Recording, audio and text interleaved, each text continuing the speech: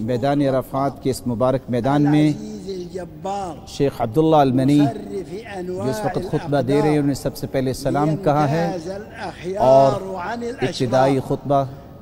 عربی میں پیش کر رہے ہیں۔ اس رب کی تعریف ہے جس نے سب کو نعمتوں سے نواز رکھا ہے، اور اللہ ذوالجلال اپنی مخلوق پہ چند ایسی مصیبتیں اتارا کرتے ہیں جس سے ان کے درجات کو بلند کرنا مقصود ہوتا ہے۔ اور میں گواہی دیتا ہوں کہ اللہ کے سوا کوئی معبود برحق نہیں، اور وہی سب تدبیر کرنے والا ہے پوری کائنات کی۔ اور میں اس بات کی گواہی دیتا ہوں کہ محمد صلی اللہ علیہ وسلم اللہ کے سچے رسول ہیں، اور اللہ ذوالجلال نے اس ہستی کے بارے میں بتایا ہے کہ وہ مسلمانوں کے بارے میں کتنی رحمت کے پہلو پیش کرنے والے ہیں، اور مومنوں کے ساتھ رؤوف الرحیم کا وصف بھی اللہ تعالیٰ نے اسی ہستی کے بارے میں بیان کیا ہے۔ اللہ اس ہستی پر رحمتوں کا نزول فرمائے، اور اللہ ذوالجلال ان پر بھی رحمتوں کا نزول فرمائے جو اللہ کے رسول کے ساتھی تھے، جنہوں نے کائنات کی سب سے بہترین مثالیں پیش کی کہ خیر خواہی کو معاشرے میں کیسے پیش کیا جاتا ہے۔ اے مسلمانوں، میں تمہیں تقوی کی وصیت کرتا ہوں، اور یہی وہ وصیت ہے جو پہلوں اور پچھلوں کو کی گئی۔ اللہ ذوالجلال کا فرمان ہے، یہ وصیت کی ہم نے تم سے پہلے لوگوں کو اور تمہیں بھی، ان اتقوا اللہ، کہ تم اللہ سے ڈر جاؤ، اور اگر تم نے ناشکری کی تو یاد رکھنا پھر بھی یہ کائنات کا مالک اللہ ہی ہے، اور اللہ غنی ہے اور تعریف کیا گیا ہوا ہے۔ تقوی ہی ایسی نعمت ہے جس سے برکات نازل ہوتی ہیں، اور اسی سے ہی مصیبتیں دور ہوتی ہیں۔ اللہ ذوالجلال کا فرمان ہے، جو تقوی اختیار کرتا ہے مصیبتوں سے نکلنے کی راہ اسے میسر آ جاتی ہے۔ یہی وہ تقوی ہے جس سے انسان ہر اطاعت کے لیے کھنچا چلا جاتا ہے۔ سب سے بہترین تقوی کی جو خصلت ہے کہ وہ اللہ کی توحید کو خالص کیا جائے، اور صرف اللہ ذوالجلال کو ہی عبادت کے لائق سمجھا جائے، اور اس کے سوا کسی کو پکارا نہ جائے، نہ کسی کے سامنے کوئی اپنی التجاؤں کا رخ کیا جائے، نہ ہی قربانی اللہ کے سوا کسی اور نام کی ہو سکتی ہے، اور نہ ہی کوئی چیز پیش کی جا سکتی ہے سوائے اللہ ذوالجلال کے نام سے، کیونکہ اللہ ذوالجلال کا فرمان ہے، عبادت اس رب کی کرو جس نے تمہیں پیدا کیا، اور اللہ ذوالجلال نے اس لیے تمہیں پیدا کیا کہ تم اس کی عبادت کر کے متقی بن جاؤ، اور عبادت اس کی کرو اور شرک نہ کرو۔ اور اللہ ذوالجلال کا فرمان ہے، یہ اس لیے کہ اللہ کے سوا کوئی عبادت کے لائق نہیں، خالق کل شیء، وہی پوری کائنات کا خالق ہے، اور وہی ہر چیز پر قادر ہے۔ اور اللہ ذوالجلال کا فرمان ہے، فرما دیجئے کیا میں اللہ کے سوا کسی اور کی عبادت کروں؟ ایسا نہیں ہو سکتا، میری طرف تو وحی کی گئی ہے، اور مجھ سے پہلے بھی اور مجھے بھی یہ وحی کی گئی کہ اللہ کو چھوڑ کر اگر کسی کی عبادت کی گئی تو یہ خسارے کا پہلو ہوگا، اور اللہ کی عبادت کیجئے اور شرک کے قریب نہ جائیے۔ اور یہی توحید کی گواہی کا مقتضا ہے کہ ہم اللہ ذوالجلال کی عبادت کے سوا کسی اور کو عبادت کے لائق نہ سمجھیں، اور اللہ ذوالجلال کے سچے رسول محمد الرسول اللہ کو قابل اطاعت سمجھیں۔ وہ ہستی ہیں، وہ اللہ ذوالجلال کے آخری پیغمبر ہیں جن کو خاتم النبیین کہا گیا ہے۔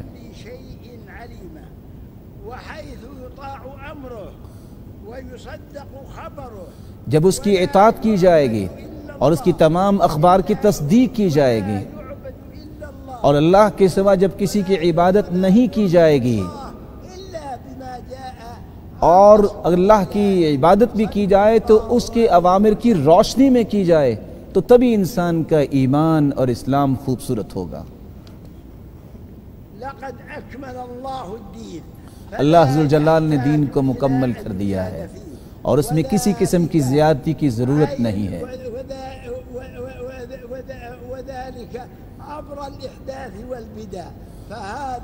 اور یہی وہ ایک پیغام ہے جس نے بدعات کے تمام راستے توڑ دیے ہیں کہ اب دین کے اندر کسی اضافے کی کوئی ضرورت نہیں۔ اس لیے بدعات سے اپنے آپ کو اور نئی چیزیں دین میں پیدا کرنے سے اپنے آپ کو دور رکھیے اور بچائیے۔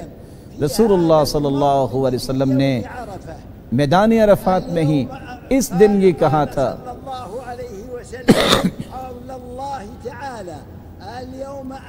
اور اللہ ذوالجلال نے یہ آیت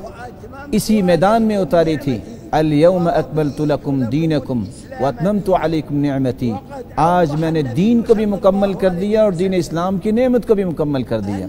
جس میں کسی قسم کے اضافے کی کوئی ضرورت نہیں۔ اور اسلام کے 5 ارکان ہیں، جن میں پہلا رکن اللہ ذوالجلال کو عبادت کے لائق سمجھنے کی گواہی دینا، اور محمد صلی اللہ علیہ وسلم کو سچا رسول ماننا، نماز کو قائم کرنا اور روزہ رکھنا اور زکوٰۃ ادا کرنا اور حج کرنا۔ جس کے پاس طاقت ہو وہ حج کرے گا۔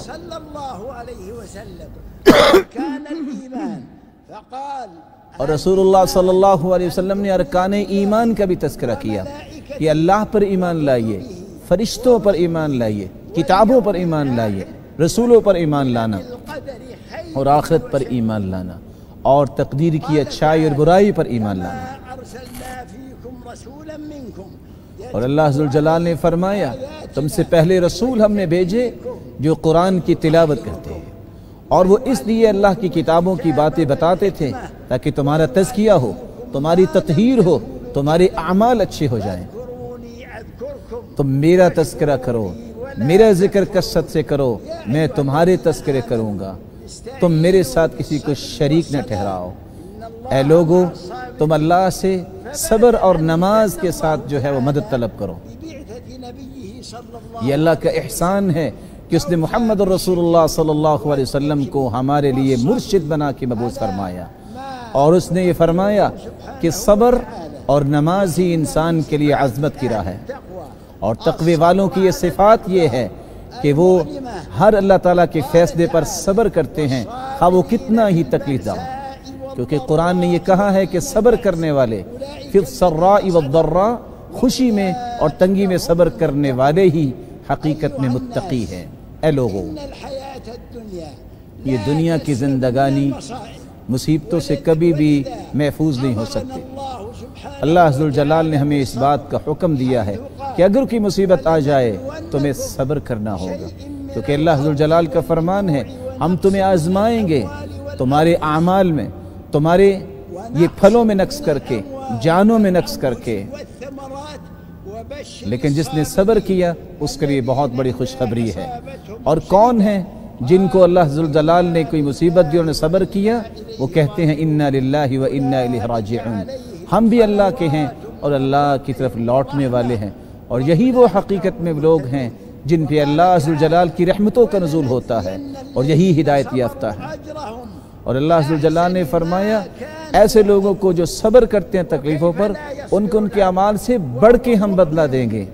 اور یہی وہ سچے مومن ہیں۔ یہ اللہ کے فیصلوں پر، اللہ کے قضاء اور تقدیر پر ایمان لانا، یہی حقیقی ایمان ہے۔ اور یہ یقین کر لینا چاہیے کہ اللہ ذوالجلال نے کوئی مصیبت اگر اتاری ہے تو اللہ تمہیں ضائع نہیں ہونے دے گا، اللہ تمہاری حفاظت فرمائیں گے۔ وہ تو درجات کو بلند کرنے کے لیے کسی کو آزماتا ہے، وہ تو بلند درجے دینے کے لیے معمولی تکلیفیں دیتا ہے۔ اور قرآن نے اسی بات کو دہرایا ہے کہ زمین میں کوئی بھی مصیبت آئے الا فی کتاب، اللہ ذوالجلال نے وہ لکھی ہوئی ہے لوح محفوظ میں، اور لکھی اس لیے ہے کہ کچھ لوگوں کے درجات کو بلند کر رہا ہوتا ہے، اور کتنے لوگوں کے گناہوں کو معاف اللہ کر دیتے ہیں۔ اور یہ مصیبتیں ہی انسان کو یہ یاد دلاتی ہیں کہ کتنی بڑی نعمتوں سے اللہ نے ہمیں نواز رکھا ہے۔ اور اللہ ذوالجلال اس لیے تو فرماتے ہیں تم اللہ کی نعمتوں کو اگر شمار کرنا چاہو تو تم شمار نہیں کر سکتے۔ اور اللہ ذوالجلال کا فرمانتے ہیں کیا ان لوگوں نے دیکھا نہیں ہے کہ کس طرح زمین و آسمان میں اللہ ذوالجلال نے انسان کے لیے مسخر کر دیا ہے اور ظاہری اور باطنی نعمتوں سے نواز رکھا ہے۔ یہ مصیبتیں یہ انسان کو اس بات کی حقیقت سکھاتی ہیں کہ اپنے رب کو پہچانے اور اسی کی طرف ہی لوٹے، اور وہی دور کر سکتا ہے، یہ امید کرتے ہوئے کہ وہ معاف بھی کرے گا اور یہ مصیبتیں دور بھی فرمائے۔ اور قرآن میں اللہ فرماتے ہیں ہم نیکیوں کے ساتھ بھی آزماتے ہیں اور برائیوں کے ساتھ بھی آزماتے ہیں، اور اللہ ذوالجلال فرماتے ہیں ہم بڑے عذاب سے پہلے چھوٹے چھوٹے عذاب دے کے آزماتے ہیں۔ اور اللہ ذوالجلال نے فرمایا پہلی امتوں کی طرف بھی ہم نے عذاب بھیجے اور ان کو کس طرح ہم نے عذاب میں جکڑ لیا، لیکن وہ اللہ ذوالجلال کے سامنے کس طرح رو رو کے اپنے گناہوں کی معافی مانگتے ہیں۔ اور اللہ ذوالجلال یہ بھی فرماتے ہیں لوگو تم سب کے سب قلاش اور فقیر ہو، صرف اللہ ذوالجلال کی ذات ہی غنی ہے۔ اور اللہ ذوالجلال کے پیغمبر آخرت کی یاد دلاتے تھے اور یہ کہتے تھے کہ ایسی جنت کی تیاری کر لو جس میں کوئی غم نہیں ہوگا، کوئی مصیبت نہیں ہوگی، کوئی تکلیف نہیں ہوگی۔ اور اللہ ذوالجلال نے اس لیے فرمایا وہاں ایسی نعمتیں ہوں گی کہ جس طرح کی نعمتیں کسی آنکھ نے دیکھی نہیں ہیں، اور اس میں وہ کچھ ملے گا جو تمہارا من چاہے گا، اور تم ہمیشہ ہمیشہ اس جنت میں رہو گے۔ اور ان مصیبتوں کے ذریعے انسانوں کے امتحان بھی ہوتا ہے، اور یہ پتہ بھی چلتا ہے کہ اہل صبر کون ہیں اور کون ہیں جزا فضا کرنے والے ہیں۔ اور قرآن اسی لیے کہتا ہے کہ ہم خیر اور شر کے ساتھ تمہاری آزمائش کریں گے، جتنی بھی مصیبتیں بڑھ جائیں یقین کر لیجئے کہ کبھی مصیبتیں ہمیشہ نہیں رہتی، اللہ کی رحمت بہت وسیع ہے اور اللہ نے یہ وعدہ دیا ہے کہ میں مصیبتوں کو دور کروں گا۔ اللہ ذوالجلال فرماتے ہیں کہ ہر تنگی کے بعد آسانی آ جاتی ہے۔ اللہ ذوالجلال فرماتے ہیں کہ ہر جان کو اتنی ہی تکلیف دیتے ہیں ہم جتنی اس میں برداشت کی قوت ہوتی ہے۔ اور اللہ ذوالجلال کا فرمان ہے اللہ ذوالجلال تو آسانی چاہتے ہیں، اللہ تنگی کا ارادہ نہیں کرتے۔ اور یہ مصیبتیں کہ بہت سارے اللہ کی اطاعت کی دروازے کھول دیتے ہیں، کس طرح انسان تضرع کرتا ہے، دعا کرتا ہے، اور نازل ہو جانے کے بعد بھی اس کو دور کرنے کی التجائیں اللہ کے سامنے کرتا ہے، اور آنے والی مصیبتوں سے بھی اللہ تعالیٰ سے پناہ مانگتا ہے۔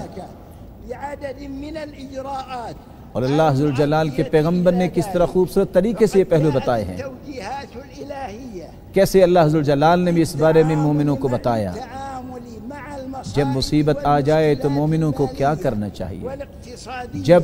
مال میں کوئی مصیبت آ جائے تو کس طرح اس مصیبت سے نکلا جا سکتا ہے۔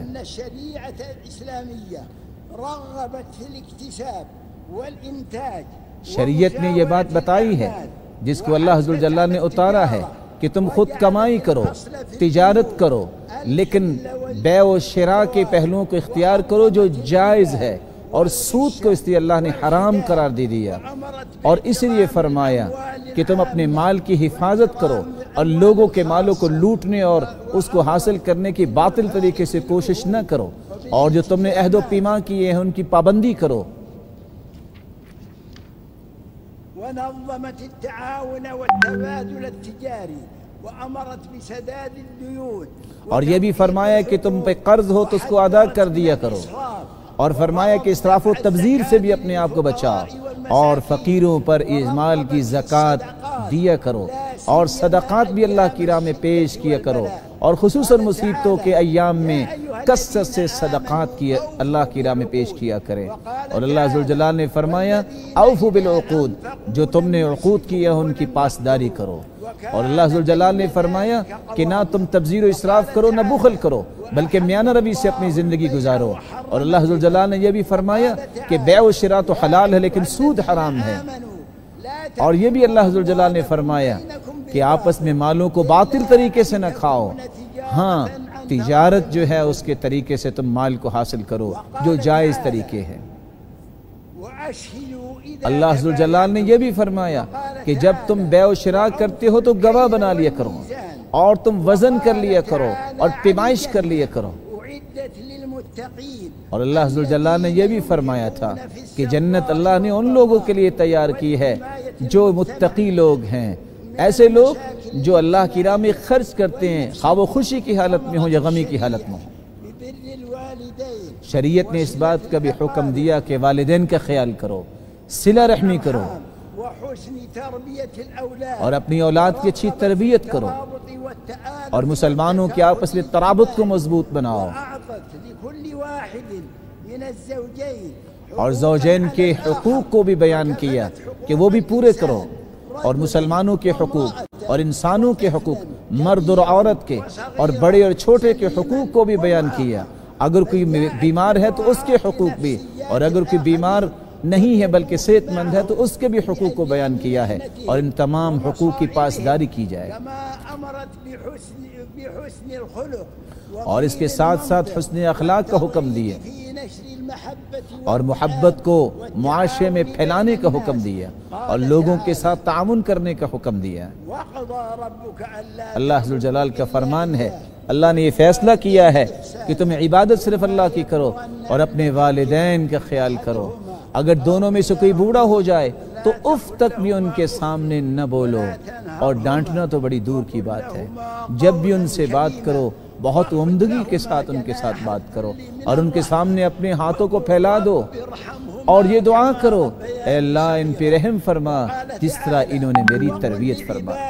اور اللہ ذوالجلال نے فرمایا کہ کہہ دیجئے میرے پیغمبر میرے بندوں سے کہ جب یہ بات کریں تو بہت اچھی بات کیا کریں، اور یہ بھی فرمایا کہ عورتوں کے ساتھ تم حسن معاشرت کیا کرو، اور یہ بھی فرمایا کہ ہو سکتا ہے ایک بات تمہیں اس وقت تو بری لگ رہی ہے، اس میں اللہ تمہارے لیے خیر پیدا فرما دے۔ اور اللہ ذوالجلال نے یہ بھی فرمایا کہ اللہ ذوالجلال تمہیں حکم دیتے ہیں عدل و احسان کا، اور رشتہ داروں کے ساتھ اچھا سلوک کرنے کا، اور بغاوت سے روکا ہے اور برائی سے روکا ہے، اور یہ بہترین نصیحت اللہ نے تمہیں کی ہے۔ ذا القربى حق اور اللہ ذوالجلال فرماتے ہیں قریبیوں کو دیا کرو، اور ابن السبیل کو دیا کرو، اور تبذیر و اسراف سے اپنے آپ کو بچ جاؤ۔ اور اسامہ بن شریک رضی اللہ تعالیٰ عنہ فرماتے ہیں میں اللہ کے رسول کے پاس آیا، اور حجۃ الوداع کے موقع پر میں آیا جب وہ خطبہ دے رہے تھے، وأباك آپ نے فرمایا تیری والدہ، تیرا باپ، تیری بہن اور تیرا بھائی، پھر اس کے بعد جتنے آتے ہیں ان کے ساتھ تم اچھا سلوک کیا کرو۔ جاءت الشريعة بإجراءات توصل إلى سلامة البلاد اور شریعت نے اس بات کا بھی حکم دیا ہے کہ کس طرح معاشرے اچھے ہوتے ہیں، کس طرح سلامتی پورے شہر کو، پورے ملک کو ملتی ہے اور پوری کائنات کو ملتی ہے۔ جاءت الشريعة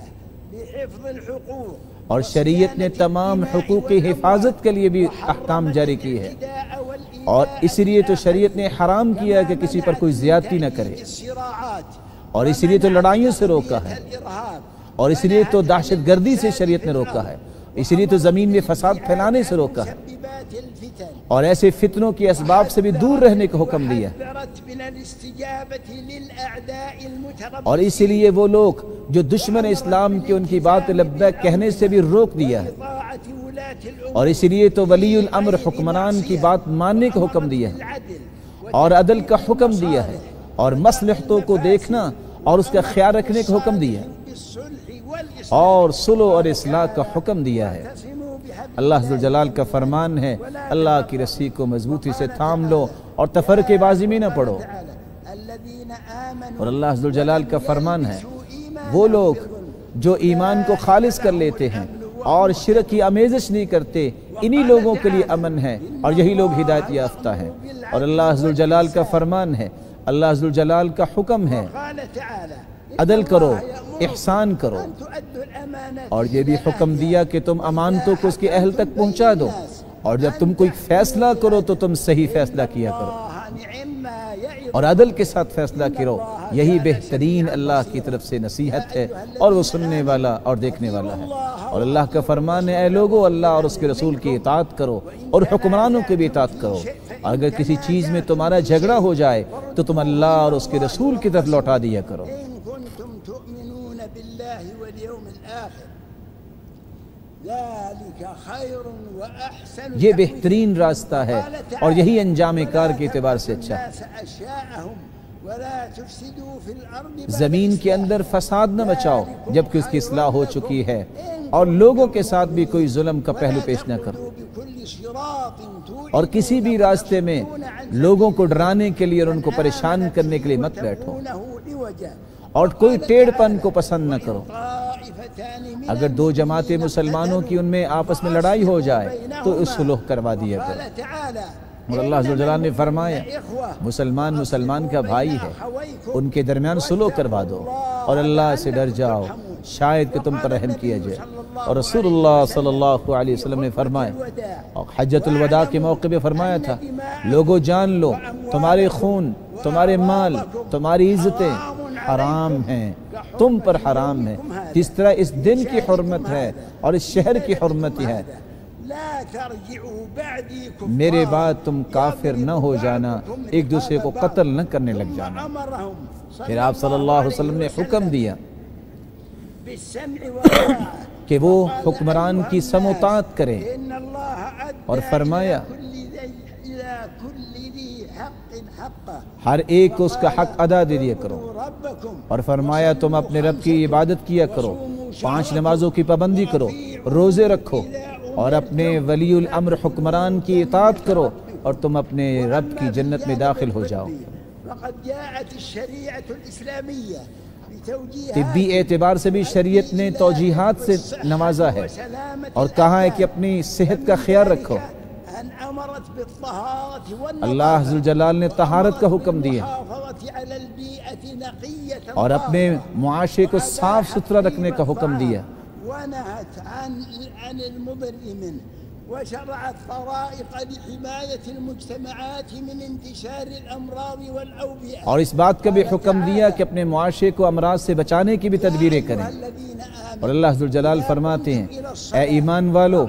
جب تم نماز کے لیے کھڑے ہونے لگو تو تم وضو کر لیا کرو، وامسحوا برؤوسكم وأرجلكم إلى الكعبين وإن كنتم جنبا اور اگر تم جنوبی ہو تو تم فوراً طہارت کو حاصل کر لیا کرو۔ اور اللہ نے فرمایا اپنے کپڑوں کو پاکیزہ رکھو، إذا مرضت فهو يشفي اور یہ بھی فرمایا کہ جب میں بیمار ہوتا ہوں تو اللہ شفا دیتے ہیں، جیسا کہ ابراہیم علیہ السلام کی طرف سے حکایت کی۔ وسلم اور رسول اللہ صلی اللہ علیہ وسلم کا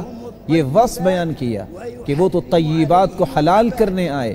اور خبائث کو حرام کرنے آئے۔ صحت مند اونٹوں کی طرف نہ لے جاؤ،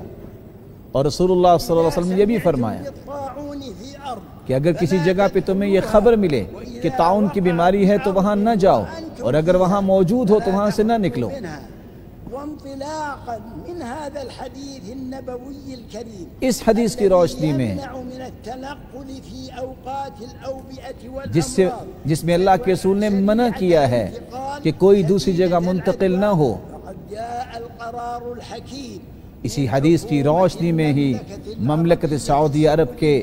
حکام نے یہ قرار پاس کی بإقامة شعيرة حج هذا العام کہ حج تو ہوگا انشاءاللہ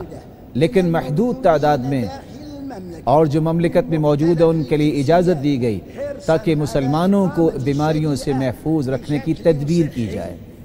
يحقق متطلبات الوقاية والتباعد الاجتماعي اور اس لیے اجتماعات سے بچانے کے لیے اور مسلمانوں کی صحت کی حفاظت کرنے کے لیے اس طرح کی قرار پاس کی، مقاصد اور شریعت کے مقاصد کو سامنے رکھتے ہوئے یہ فیصلہ کیا۔ اور یہ بہت بڑا مقصد ہے کہ انسانیت کی جانیں بچ جائیں، اور اس منبر سے نشكر الدور ہم الإيجابي من المسلمين شکر گزار ہیں، في التجاوز تمام امت اسلامیہ کے لیے شکر گزار ہیں جنہوں نے اس بات کو قبول کیا اور اس بات کو سراہا اور اس کو اپریشیٹ کیا کہ سعودی حکومت نے کس طرح اس کو بہتر طریقے سے پیش کیا، اور مکہ مکرمہ اور مدینہ منورہ کو بیماریوں سے محفوظ رکھنے کے لیے جو قرار پاس کی اس کی تائید کی۔ سلمان بن عبد العزيز وولي عهده الأمير محمد بن سلمان ورجال جو سعودی حکمران ہیں بڑھانے کے پہلو پیش کیے۔